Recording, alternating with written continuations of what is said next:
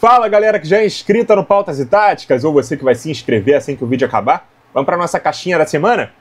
Recebi aqui algumas perguntas, fiz até um apelo para vocês, né, lá no Instagram, @Pautas e Táticas, onde eu deixo a caixinha normalmente nas quintas-feiras e venho gravar o vídeo e também postar nas sextas. O apelo que eu tinha feito foi não fazerem perguntas sobre qual é a seleção brasileira que você escalaria, porque toda semana praticamente tem a mesma pergunta ou muito parecida com essa, e eu tenho sempre que responder, ou ignorar, ou responder no privado, ou trazer para cá, enfim, e tá ficando um pouco repetitivo. Aí eu sempre peço para vocês terem cuidado com perguntas repetidas e mandarem até 3 perguntas por pessoa. Se você ainda não participou e quer participar toda semana, eu faço. Eu respondo a caixinha, né, que eu deixo lá no Instagram, e aproveita e me segue lá no Insta do Pautas e Táticas, beleza? Então vamos começar aqui com as perguntas do Araújo Juliano 12. Se você fosse o presidente da CBF, por qual técnico você iria? Eu fiz um vídeo essa semana, né, falando sobre isso, que certamente seria estrangeiro, porque eu penso num passo para frente. Eu acho que a gente não tem técnicos brasileiros melhores nem que o Tite. Minha primeira opção, uma vez que o Ancelotti eu veja como inviável nesse momento, Guardiola também, seria o José Mourinho, cara. Seria o primeiro técnico assim que eu tentaria trazer para a seleção. Antes do Jorge Jesus, que seria minha segunda opção, tá? E aí a terceira eu iria de Abel Ferreira. Acho que essa seria a minha escala de preferência, meus planos A, B e C. Segunda pergunta aqui do Juliano. Quem é o favorito pro Brasileirão? Também fiz vídeo sobre isso. Aliás, eu fiz um vídeo de prognóstico, né, do campeonato, chutando onde as 20 equipes vão terminar na temporada, e o favorito que eu chutei foi o Flamengo, né? Um time que tem um elenco muito forte, com uma boa profundidade, tem um momento muito bom, né, com o Felipe Luiz, técnico promissor, que vem tendo um grande início ali como treinador do rubro-negro, tem também poder de investimento para ficar ainda melhor. Então o favorito neste momento, em 4 de abril de 2025, é o Flamengo, beleza? E a terceira aqui do Juliano. Neymar pode recuperar um bom nível para a Copa? Pode. Se eu acredito, acho pouco provável. E eu acho que ele vai ser convocado para a Copa, tem que ser, mas não que ele vá levar a gente ao título, porque eu acredito que isso não vai acontecer, tá? Acho que a gente não vai ser campeão, e se for, não vai ser por causa dele. Acho que ele não tem mais aquele ímpeto para ser o nosso principal jogador. Ele pode ser ainda um bom jogador, grande jogador, importante, mas para ser ele o cara que vai levar todo mundo... Não acredito mais nisso, beleza? Mas pode ter um bom nível para jogar a Copa do Mundo, sim. Valeu, Juliano. Renato Adorno. Pergunta meio longa, mas vou fazer uma só.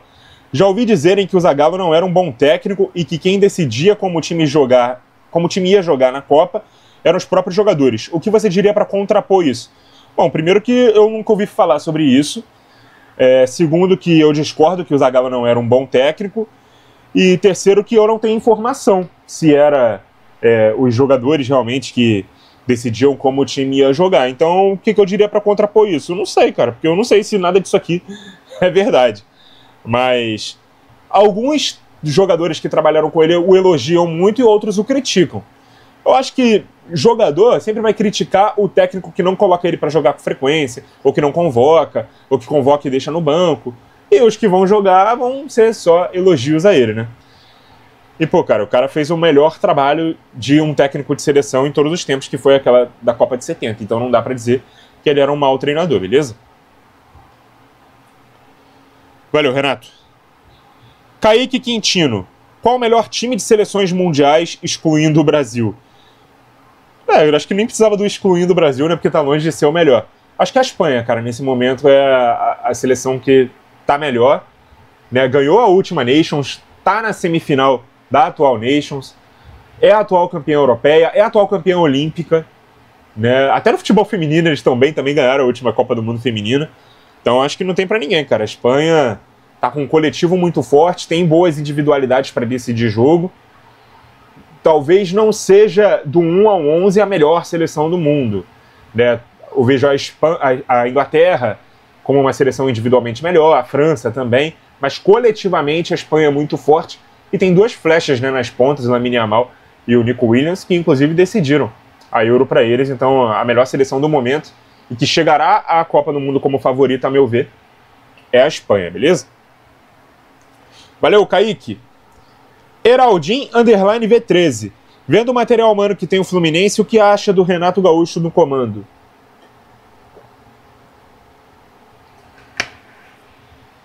Cara, eu vejo o Renato... Eu vi muitos tricolores felizes e animados, né? Inclusive o Fred Caldeira fez um vídeo sobre isso, né? Com o retorno do Renato. Eu acho que para as expectativas que o Fluminense tem, foi uma boa escolha. Acho que o Fluminense vai brigar por vaga na Libertadores e eu acho que o Renato é um técnico compatível com essa ambição. Com o material humano que o Fluminense tem, que foi a sua pergunta, acho que o Fluminense tem um bom material humano, que ele vai conseguir trabalhar com qualidade. O Renato é aquele cara com um perfil mais paizão e mais boleiro dentro do elenco, às vezes até treina junto com os caras, completa treino ali, participa das atividades. E é um cara que tenta transparecer um estereótipo mais de um cara que tá nem aí pra tática, que não estuda, e a gente sabe que não é bem assim. O cara é instruído, ele estuda, ele é um bom estrategista, e ele quer criar essa imagem também por marketing, né? Ele era um jogador também com essa estirpe, né? Mais descompromissado, mais com uma imagem mais boêmia. Ele quer manter essa imagem, né, do bad boy também como treinador, mas eu acho que internamente ele é muito respeitado, sabe? O que me incomoda é, já é a 7ª passagem do Renato pelo Fluminense, cara. Eu não sei se seria um nome que eu, como dirigente, tentaria de novo. Mas eu acho que para as ambições que o Fluminense tem, por elenco que o Fluminense tem, é um cara que vai conseguir extrair boas coisas desse grupo aí, beleza? E também deve indicar algumas contratações, né? Alguns jogadores que trabalharam com ele, enfim. Mais uma aqui do Heraldin. O Botafogo com o Paiva está sob perigo? Acha que em algum momento ele deslancha com o time? Cara, eu não gostei tanto do nome do Paiva quando foi anunciado. Mas eu gostei do jogo contra o Palmeiras e do primeiro tempo do jogo contra a Universidade do Chile. Acho que ainda falta poder de fogo para esse time, falta arriscar mais de fora da área, falta acertar mais os últimos passes, mas é um time que você vê com uma defesa equilibrada, com o meio-campo que ele já monta diferente, né? Ele monta com um volante e 2 jogadores mais não tão ofensivos, né? Mais camisas 8, né? Como suporte na frente. Então ele vem jogando com o Gregory, o Marlon e o Patrick. Ano passado a gente jogava com o Marlon e o Gregory e 2 atacantes. Então ele vem jogando num 4-3-3, defendendo num 4-1-4-1, por vezes no 4-4-2, com o Patrick subindo um pouco mais, né? O Savarino, por exemplo, fez o primeiro jogo como ponta. No segundo jogo, o Savarino não jogou o Santi Rodrigues. Então, assim, cara, é muito cedo para falar, para ter uma opinião formada sobre o trabalho do Paiva no Botafogo. Mas é claro que, pela demora na escolha do treinador, e a gente sabe que o Paiva não era nem o plano A nem o plano B do Botafogo, eu acho que vai se querer dar uma sequência maior para ele e que ele tenha essa sequência, que ele tenha tempo para trabalhar, que ele consiga fazer o time render, beleza? Tomara que deslanche. Eu não gostei, como eu disse, né, do nome dele quando foi anunciado, mas eu espero que ele me surpreenda positivamente, beleza? E a terceira aqui do Heraldin, acha que o Racing tem um bom elenco para ser campeão da Libertadores essa temporada? Cara, eu não sei te dizer sobre elenco, mas sobre o time, a postura, a qualidade, o coletivo, os jogos que eu vi do Racing, para mim, entre os não brasileiros, é o time mais qualificado e terá condições de ser campeão. Beleza? Inclusive, já quando ele estava na Sul-Americana, quando eu vi o Racing jogar, no ano passado, eu via, cara, é mais forte do que muitos times da Libertadores. É mais forte que o Peñarol, por exemplo, que chegou na semifinal da Libertadores. Então, eu tô com boas expectativas sobre o Racing, né? Fortaleza e Botafogo já sentiram o poder do Racing nessa temporada. Valeu, Heraldin. Felipe Gabriel, por que o Palmeiras não vem jogando bem e está desorganizado? Cara, porque querendo ou não, é um início de temporada ainda, né? E vários jogadores chegaram agora, trabalho a muito longo prazo aí do Abel Ferreira também tem um certo desgaste, ele já mostra um pouco de cansaço, né? Até nas coletivas, né? Quando ele demonstra estar um pouco de saco cheio, né? do dia a dia, das perguntas, da pressão do futebol brasileiro. Então eu acho normal que um time que tenha chegado num nível tão alto tenha caído. O próprio Manchester City, né, com o Guardiola, mostrou sinais disso aí nessa temporada também. Eu acho que todo ciclo tem um fim que mostra não ser tão de alto nível quanto o começo. Eu acho que o Palmeiras está começando esse fim de ciclo aí com o Abel e para mim é a única explicação. Mas eu acho que vai melhorar, cara, quando esses reforços que chegaram nesse ano se entrosarem mais. Eu acho que o Palmeiras não vai deixar de competir, né, pelas primeiras posições no Brasileiro, não. Mas é normal, essa oscilação aí de início de temporada e de fim de ciclo, beleza? Valeu, Felipe. Almeno Campos, polêmica. Seria Verratti o melhor cabeceador do mundo neste momento? Caralho, do mundo é foda. Do mundo eu não sei não, Almeno. Do Brasil, com certeza. Pô, do mundo, cara, a gente tem Harry Kane, Cristiano Ronaldo, né, outros bons centroavantes aí que também cabeceiam muito bem e jogam no nível de exigência mais alto. Eu acho que grande parte do Verratti ter um ótimo aproveitamento no cabeceio também se deve ao Lucas Piton, tá aqui.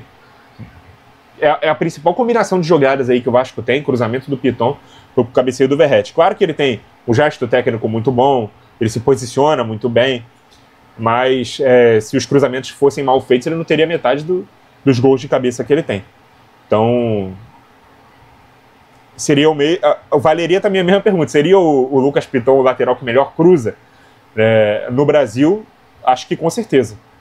E no Brasil, o Verratti é o melhor cabeceador. No mundo, eu acho um tanto quanto exagerado, beleza? Valeu, Almeno. João Destro. Quais clássicos do futebol, além dos do seu time, você mais curte parar para assistir?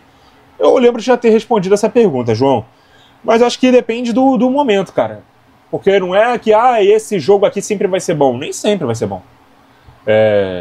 E todos os clássicos dos times grandes do Brasil eu paro para assistir. No momento, além dos do meu time, acho que Flamengo e Fluminense têm sido bastante equilibrado. Cruzeiro e Atlético tem tudo para ser um grande clássico nesse ano, porque o Cruzeiro investiu bastante. O Atlético tem um time até melhor do que o do Cruzeiro, na acepção da palavra time mesmo. Os clássicos paulistas, cara, eu tinha uma visão bem ruim dos clássicos paulistas. Hoje em dia minha visão melhorou bastante, né? Eles são mais pegados do que bem jogados, né? Costumam ser. Mas, por exemplo, São Paulo e Corinthians costuma ser uma trocação um pouco maior. São Paulo e Palmeiras também. Palmeiras e Corinthians é mais tenso, né? Mas são clássicos bons aí de ver jogar. Eu gosto desses. Mais uma aqui do João. Meia central é apenas uma forma europeizada de chamar o nosso segundo volante ou tem diferença? Cara, meia central é a forma como eles classificam os camisas 8, né? E nós classificamos como segundo volante. Mas eu acho que dá para ser até mais específico. Porque esse segundo volante ele pode ser um meia armador ou pode ser o box-to-box. E eles classificam como meia central todo e qualquer camisa 8, né? Tanto o meia armador quanto o box-to-box. Então tem mais diferenças, né, entre esses tipos de jogadores, muito mais do que essas duas nomenclaturas que elas são um pouco mais abrangentes do que específicas. Beleza? Eu costumo chamar de meia central, o cara que joga centralizado numa linha de 3, né? Tem o ponta direita, o meia central e o ponta esquerda. E esse meia central normalmente é o meia atacante. Com a nomenclatura que, por exemplo, você vê no Transfer Market de meia central, eles classificam o meia atacante como meia ofensivo e o meia central como o camisa 8, né? Ou o meia armador ou o box-to-box. Então, nós temos aí formas diferentes de utilizar a mesma nomenclatura. Eu acho que para ser um pouco mais específico meia armador ou box-to-box. São dois tipos de camisa 8. Beleza? A terceira aqui do João Destro. Top 3 jogadores de qualquer época que você mais queria trocar uma ideia e tomar uma gelada junto. Caraca, gostei dessa pergunta. Garrincha, sem dúvida. Top 1.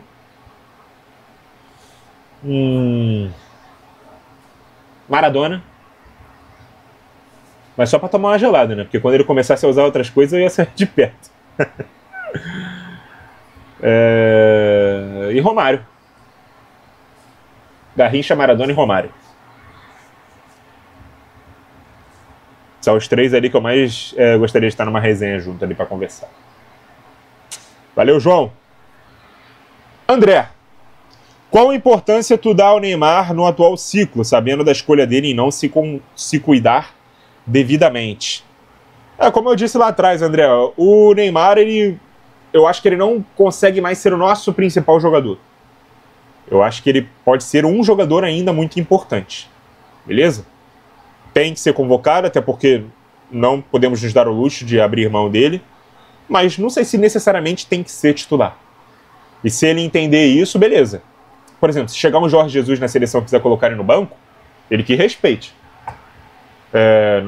Se o estilo de jogo não comportar um camisa 10 ou um segundo atacante, que são as duas únicas posições para ele, ao meu ver, ele não precisa ser titular na ponta esquerda, onde ele não consegue mais jogar, numa trinca de meio-campistas, onde ele nunca jogou e nunca vai jogar, porque ele não é esse camisa 8. Falso 9, eu descarto completamente essa opção. Então, pode ser um jogador ainda importante, mas o mais importante, que vai liderar, isso aí eu já não acredito. E sobre ele se cuidar, não se cuidar devidamente, cara, essa aqui é a principal dúvida que eu tenho sobre ele, cara. Eu não sei se ele vai chegar até a próxima Copa do Mundo saudável, em condições de ser convocado. Eu não sei se ele vai estar machucado ou não vai. Porque o histórico dele não ajuda e o comportamento dele extracampo também não facilita as recuperações de lesão dele. Então é complicado. Eu acho que a gente tem que pensar num estilo de jogo da seleção que não dependa do Neymar. Se a gente montar um time para depender do Neymar, aí vai ser complicado, porque ele estando já é difícil ele estar apto. Ele estando apto, ainda assim vai ser uma incógnita, beleza? Mais uma aqui do André. A curto prazo, como melhorar a formação dos nossos jogadores na base? O André conversou comigo no privado sobre isso aqui, ele contextualizou essa pergunta. Ele deu o exemplo, por exemplo. Ele deu o exemplo, né, de jogadores argentinos que ainda são formados como camisa 10 e nós não conseguimos formar os nossos 10. Deu o exemplo de como a gente forma pontas em demasia para, em teoria, serem mais comerciais para o futebol europeu. E assim, ele fala a curto prazo. Cara, eu acho que a nossa formação de jogadores ela está tirando um atraso de anos de como a gente continuou a formar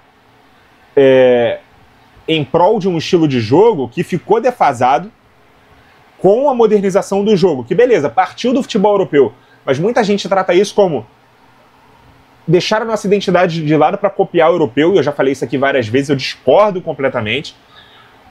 Eu acho que as escolas táticas, os estereótipos de cada nação estão ficando cada vez mais de lado para que a gente pratique um jogo globalizado, para que a gente jogue com as demandas do futebol moderno. Então, o ponta de lança nosso, que praticamente tinha apenas a função de atacar, que não pressionava na frente, que não voltava para marcar, que não marcava zagueiro, que não tinha preocupação nenhuma defensiva e que não tinha que se compactar com o resto do time. Ele se posicionava ali na intermediária quando não tinha bola, colocava as mãos na cintura, esperava alguém recuperar para poder receber a bola e se preocupar somente com o ataque intermediária para frente. Pelé, Zico, Kaká, Rivaldo, Raí, Djalminha, Alex. Esse 10 ele não existe mais porque o jogo não comporta mais um jogador que só se preocupa com esse tipo de virtude. O ponta ele é muito necessário no futebol moderno. O ponta, ele, inclusive defensivamente, ele tem um papel muito importante.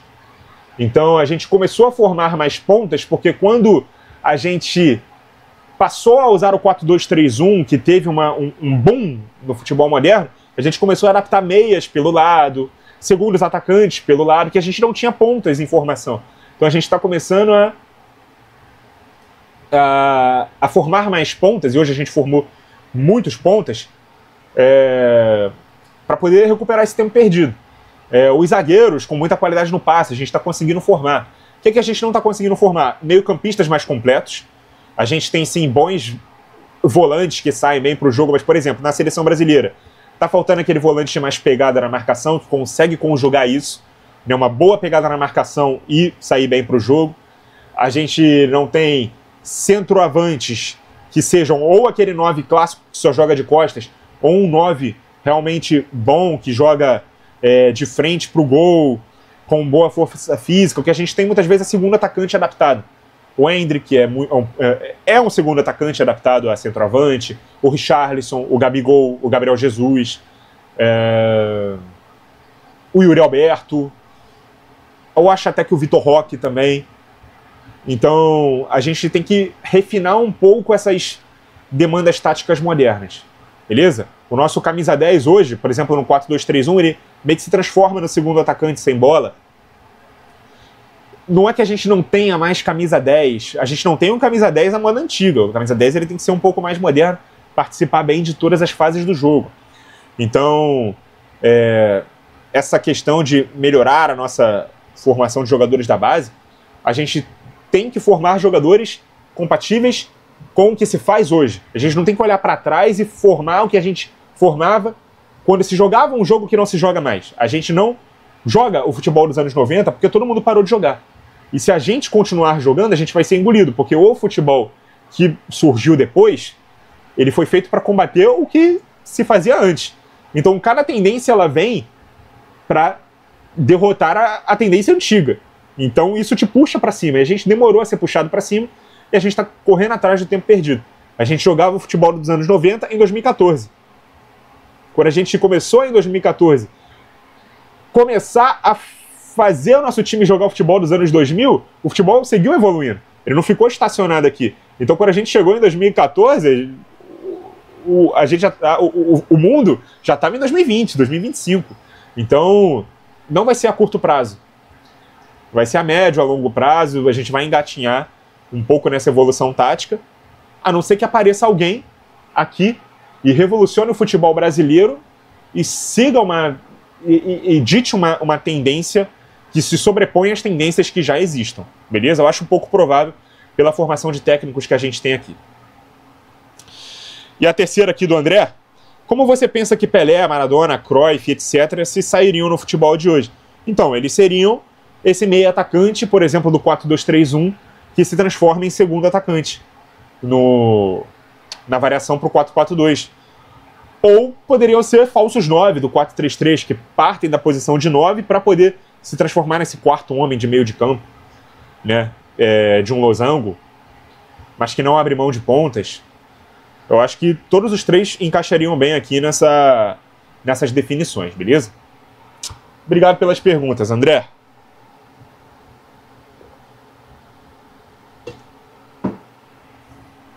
Osvaldo, 7163. Dá para escalar o Cruzeiro com o Dudu, Matheus Pereira, Caio Jorge, Gabigol e ainda ser um time equilibrado? 4-1-3-2, 3-1-4-2? Não, cara. 4 jogadores que não marcam? Impossível. 3 já é impossível. 2 é difícil, mas dá pra fazer. Agora, 4 não dá, mano. Até porque o Dudu é ponta e não marca. Ele pode jogar de segundo atacante, ao lado de um ou outro atacante, para que 8 marquem e 2 fiquem sem marcar. Matheus Pereira não vai compor linha. Caio Jorge e Gabi ou é um ou é outro, e se for os 2 não tem Dudu. Matheus Pereira atrás de ou Caio Jorge ou Gabi. Se jogar o Dudu em uma ponta, ele não vai marcar. Matheus Pereira não vai marcar. O centroavante não vai marcar. Então, 3 desses 4 eu já acho impossível. Os 4 mais ainda, beleza? Eu não vejo como isso aqui dá certo. Valeu, Osvaldo. Ah, não, Osvaldo mandou mais 2. Se Pepe ou Ancelotti treinassem o time brasileiro, qual seria a sua maior dificuldade além da pressão por resultados imediatos? Eu acho que a falta de força financeira para poder contratar, principalmente o Guardiola, tá? Né, os jogadores que são mais compatíveis ao estilo de jogo que ele prega. Porque aqui no Brasil a gente não forma tantos jogadores compatíveis ao jogo posicional. Então ele precisaria contratar jogadores mais prontos para poder jogar nesse tipo de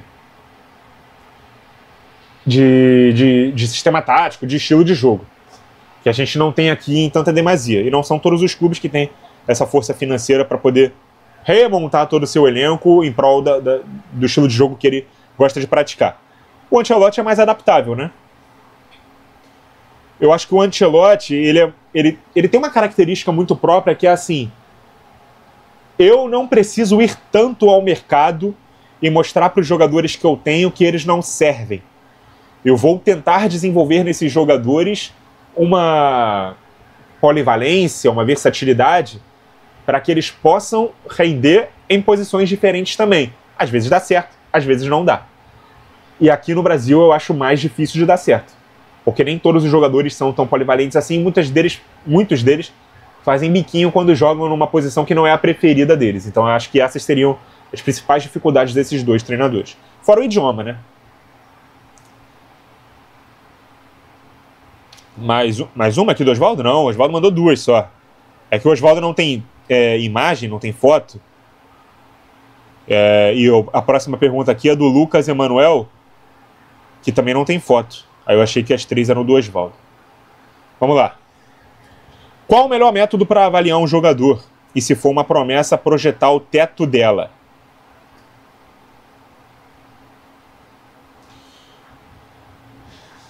Não, mano, eu acho que você precisa respeitar as características do jogador, tá? Com o jogador jogando na posição correta, desenvolvendo os melhores fundamentos, fazendo um bom trabalho de base, tendo uma boa minutagem, aí ele consegue se desenvolver. Se você não tem espaço para esse jogador no seu time, ou no seu elenco, ou não tem como dar muitos minutos a ele, empresta ele num clube em que ele possa jogar mais. E aí você vai ver ele se desenvolvendo, jogando mais e tal. Se ele voltar a ter espaço, ele volta para o seu time. E aí a gente vai ver o teto desse jogador quando ele não tiver mais como evoluir. Quando ele chegar numa idade ali que seja 26, 27 anos, que é o auge físico daquele jogador, dificilmente ele vai ser melhor do que aquilo ali. Beleza? Essa aí, pra mim, é a idade de teto físico, principalmente, e técnico também. Não dá pra ser melhor do que é quando chegou aos 27, 28 anos. Eu sei que tem jogador que chega ao ápice, chega até a ser escolhido como o melhor do mundo, melhor jogador da temporada, depois dos 30. O Cristiano Ronaldo fez mais gols depois dos 30 do que antes dos 30. Mas aí são as exceções das exceções. A gente está falando de uma média de jogadores. Então, eu acho que é isso, cara.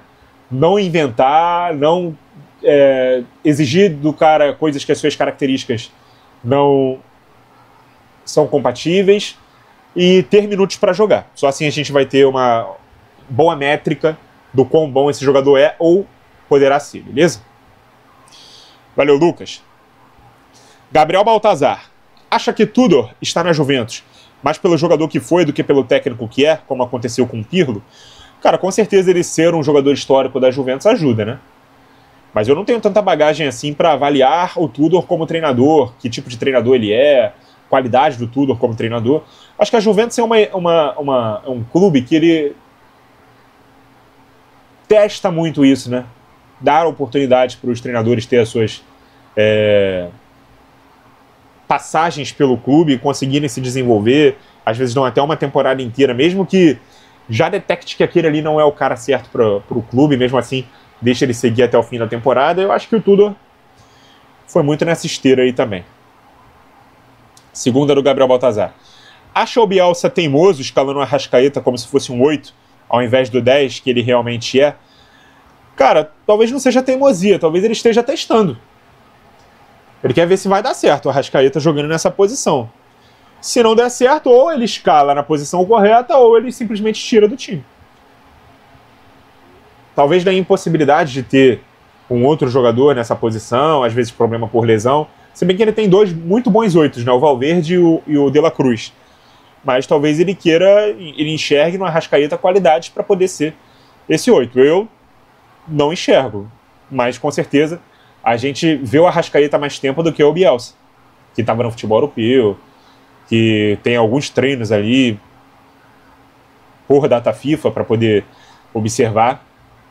o Arrascaeta jogar nessa posição, mas ele talvez queira desenvolver isso no Arrascaeta, tenha conversado com o Arrascaeta, será que você pode fazer a função de 8? O jogador também quer jogar e fala que pode fazer, e muitas vezes não tem a autocrítica para perceber que ele não pode. Talvez seja teimosia, mas eu acho que é mais uma tentativa, sabe? Se der errado, ele para de fazer, simplesmente. Mais uma aqui do Gabriel. Acha que essa forma do Vini jogar hoje está desgastada? Preservado junto do centroavante? Não, cara. Eu acho que seria mais desgastante para ele ter que fazer aquele recuo, correndo atrás de lateral. Ele é preservado porque ele é um jogador que chegou a um status muito importante, onde é mais interessante preservar os piques dele para frente do que para trás. O Ronaldo falava muito isso, né? Ele falava, cada vez que eu ajudava na defesa, cada pique que eu dava para ajudar na defesa era um pique a menos que eu dava para correr para o ataque. Ele falou isso quando ele fala sobre a possibilidade de talvez a seleção de 94 jogar com 3 atacantes, né? Ele, o Romário e o Bebeto. O Romário não ia marcar ninguém, ele e o Bebeto iam ter que se desgastar mais marcando para trás. Mas aí ele fala isso, pô, o Bebeto ele tinha até pique e tal para poder fazer isso, eu tinha um pouco menos. E era jovem, hein? Tinha 17 anos em 94. Então, mas cada pique que eu dava para trás era um pique a menos que eu tinha para frente. Eu tinha cerca de 30 piques para dar por jogo. Então, cada vez que eu tivesse que correr atrás de um lateral, era uma possibilidade a menos de correr mais nas costas daquele lateral que subiu para atacar. Então, talvez não desse tão certo assim. E eu acho importante essa autocrítica que ele tinha. E o Vini é a mesma coisa, cara. Ainda mais hoje num futebol tão compacto e intenso, né? Tudo bem, os laterais hoje têm essa demanda um pouco mais dosada na subida ao ataque. Mas cada vez que um lateral direito atacar, ele tiver que correr atrás dele, como é que ele vai correr para frente? Então é melhor ele ficar mais preservado, sem tantas obrigações defensivas e jogando mais próximo do gol. Eu acho interessante pro Vini Júnior. WO_Machado. Qual seria o seu 11 ideal das Copas do Mundo que você assistiu? Caraca, mané. Me colocou pra pensar, hein? Nunca pensei nisso, cara. Vamos lá. Goleiro. Kahn, 2002. Poderia ser o Neuer, poderia ser o Buffon, né? Buffon 2006, Neuer 2014, mas acho que o Kahn ele foi mais decisivo para a Alemanha em 2002 do que esses dois supracitados. Então, meu goleiro é o Kahn, de 2002.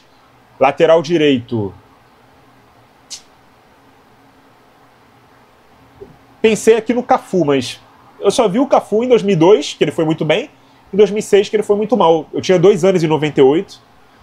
Eu nasci em 96, então a primeira Copa que eu já era nascido foi em 98, tinha 2 anos, não vi. Vou de 2002 para frente, tá? Então... eu poderia até escolher o Cafu, mas o Lan jogou muito em 2006, muito em 2010 e muito em 2014. Eu vou com o Lan. Felipe Lan, na lateral direita. Zaga, Cannavaro, 2006, sem dúvida. O outro zagueiro... Boateng jogou muito em 2014. Pensando rápido, foi o primeiro nome assim que me veio à mente. Se eu pensar em outro aqui, eu troco, mas Boateng 2014, Cannavaro 2006, a dupla de zaga. Lateral esquerdo, Roberto Carlos 2002, sem dúvida. Sem dúvida, não tem outro, é ele. Meio de campo, aí eu tenho que ver quantos meio-campistas vão ser para eu não atrapalhar o ataque, né? Pirlo, 2006. Primeiro volante ali. Xavi, 2010 tem que estar. Zidane, 2006 tem que estar. Rivaldo, 2002 tem que estar. Só que já são 4, aí sobra 2 vagas pro ataque. Tô esquecendo alguém?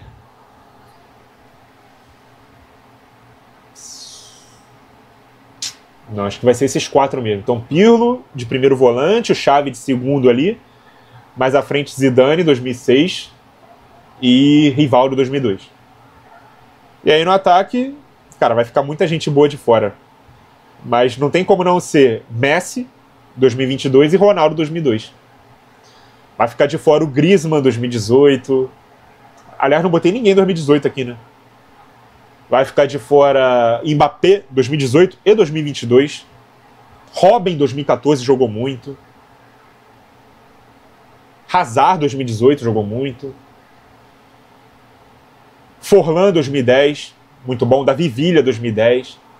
Thomas Miller 2010, 2014. Todos aqui vão ficar de fora. Então vamos lá, vou repassar aqui o time, tá? Kahn 2002, no gol. A defesa, Lan, na lateral direita, 6, 10 e 14. A zaga, Cannavaro, 10 e Boateng, 14. Lateral esquerda, Roberto Carlos, 2002. Os volantes, Pirlo, 2006, Xavi, 2010. Mais à frente, Zidane, 2006, Rivaldo, 2002. No ataque, Messi, 2022, Ronaldo, 2002. Gostei, cara. Gostei. Ficou um time forte. Eu colocou para pensar em o WO_Machado. Deixa eu atualizar aqui para ver se tem mais pergunta. Acho que por enquanto por enquanto não, né? Mas por hoje é só. Essa foi a última pergunta. Fechamos então com a nossa seleção histórica das Copas do Mundo que eu vi jogar. Só fiquei um pouco assim porque não teve nenhum jogador de 2018, né? Mas citei aí algumas menções, tem alguns jogadores aí de 2018 que foram muito bem. E é isso, galera. Essa foi a nossa caixinha da semana. 36 minutos, um bom tempo aí pra gente absorver aí essas respostas. Muito obrigado a quem participou. Se você ainda não participou, não sabe como participar, siga o Instagram, @pautas e táticas. Toda quinta-feira, normalmente, né?